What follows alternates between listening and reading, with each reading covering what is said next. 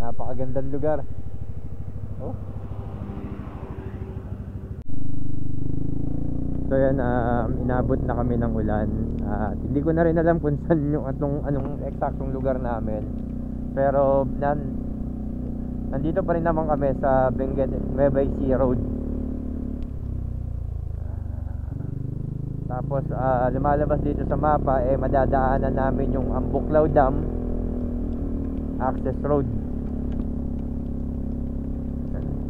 Pero ang ano nga lang talaga, ito, umuulan na.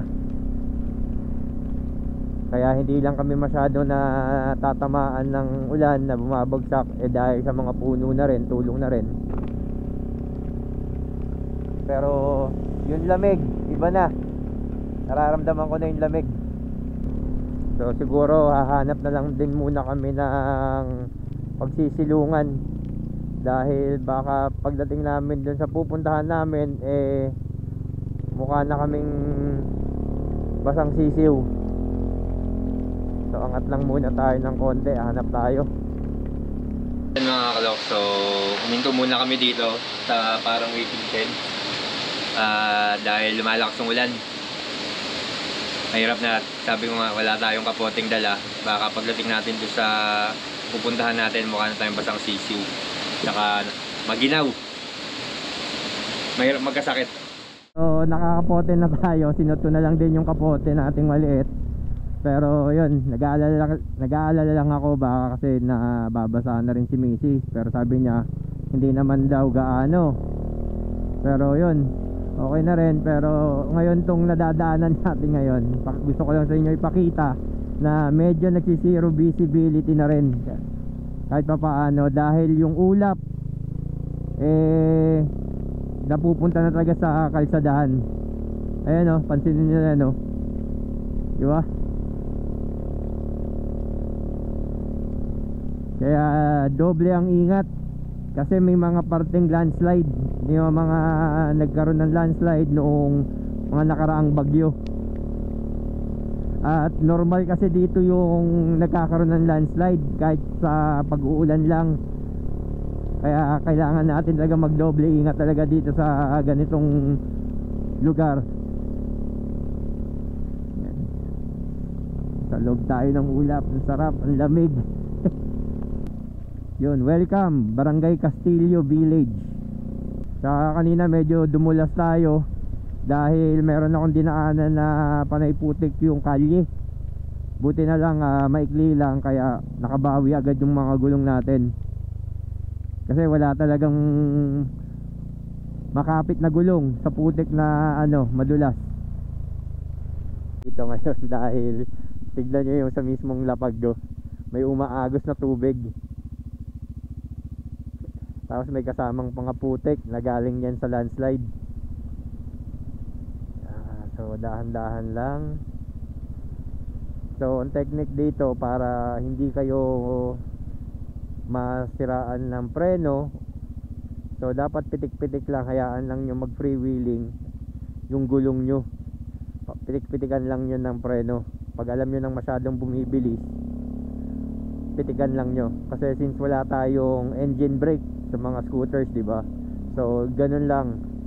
Kasi kung bababaran mo ng preno habang bumubulusok ka pababa, ang mangyayari dyan kasi pwede kang manikitan. Didikit yung maninikit yung preno mo at lulusot.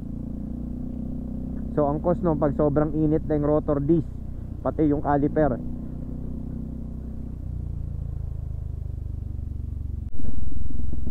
Yan, so salamat. Tumila na rin yung ulan.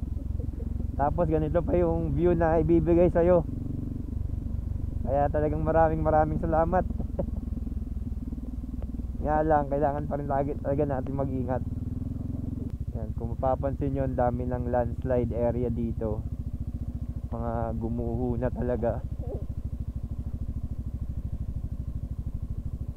Yan, tulad nito. Naku po, ang putik. Ayun na, dito tayo sa kaliwa. Bumabagsak-bagsak pa.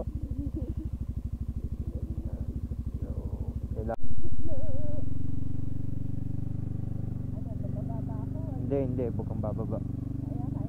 Kaya. Kaya yan, huwag kang bababa. Yan, konti na lang oh.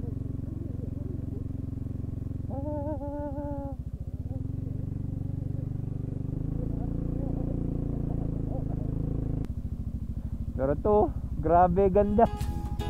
At habang binabaybay namin ang Benguet Nueva Vizcaya Road, may pumukaw ng aking pansin. Napakagandang lugar. Oh. Ito ang ganda ng Agno River, nakadugtong ang Ambuklaw Lake. Ang Ambuklaw Lake, nabuo ito mula Ambuklaw Dam noong dekada 50 bilang tugon sa pangangailangan ng kuryente, patubig at kontrol sa pagbaha sa Luzon. Isa ito sa patunay kapag nagtagpo ang likha ng tao at ganda ng kalikasan, nagbubunga ito ng isang tanawin na tunay na pambihira. Na tayo ngayon sa Ambuklaw. So tanaw na natin dito yung Ambuklaw River. So yung dam na lang ang di pa natin nakikita, pero siguro mamaya madadaanan na natin yan. Dahil doon naman talaga tayo dadaan. Yan sa may bridge, sa may Ambuklaw. At pag kumanan tayo, pa-Ambuklaw Dam na yan. So ito yung ganda ng river. At yun, mayroon pa doon hanging bridge kung makikita nyo, kung mapapansin nyo. Ganda talaga ng lugar. Ayun, lalim mo, nakakalula. Ooh. So tawid naman tayo, kabila.